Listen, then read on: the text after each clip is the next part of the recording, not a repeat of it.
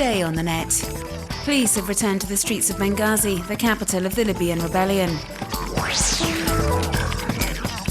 Hacker group LulzSec announces its disbanding. And the real story behind the photo of the Vancouver kissing couple.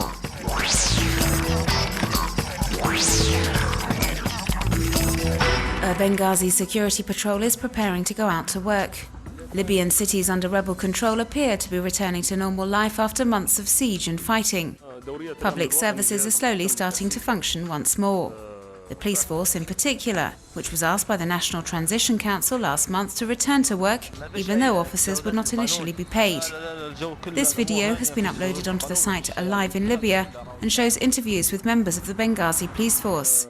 Here, Lieutenant Ibrahim El-Hawari explains the reasoning behind the patrols. The patrols spread out across the city and are stationed at intersections. They ensure security and make citizens feel safe. This video is focusing on the uniformed children who act as traffic police in the streets of Benghazi. These teenagers take their role very seriously. They belong to an organisation which supports the Benghazi traffic police and intervened 3 months ago to assist them. According to this officer, who was interviewed by a video blogger, there has been a fall in crime in Benghazi since the popular uprising. Security forces are currently concentrating their efforts on regaining people's trust, and pretty successfully, it would seem. This web user has tweeted he was glad to have been stopped by police and did not mind them searching his bag.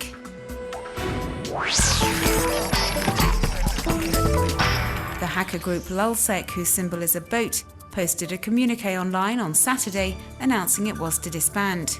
This decision comes less than 1 week after a suspected member of the hacker group was arrested in Great Britain. The group has claimed responsibility for a number of impressive cyber attacks in recent weeks, the latest being an attack on the Arizona Police Department website to protest against the immigration law in place in this US state.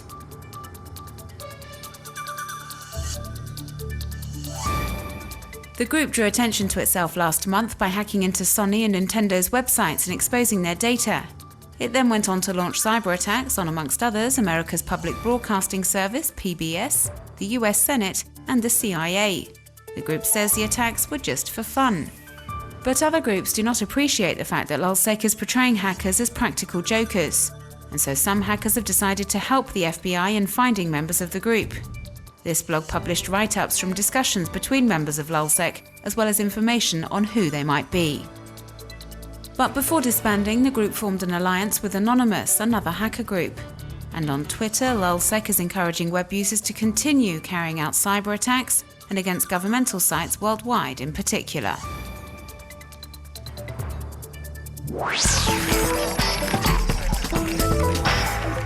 Police in Geneva, Switzerland have posted photos of over 7 kilos of stolen jewellery online in a bid to return the pieces to their rightful owners. The loot was seized following the arrest of 9 people involved in a jewellery theft network. The authorities say it's likely the burglaries began in the Geneva region in 2009 and hopes this online scheme will help determine exactly where they were stolen from.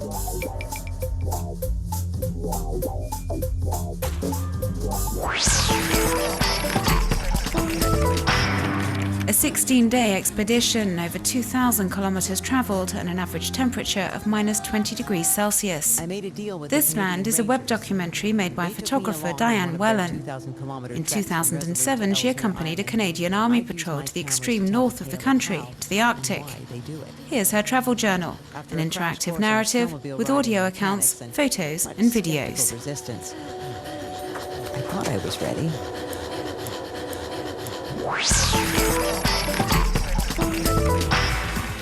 This photo has been circulated all over the web.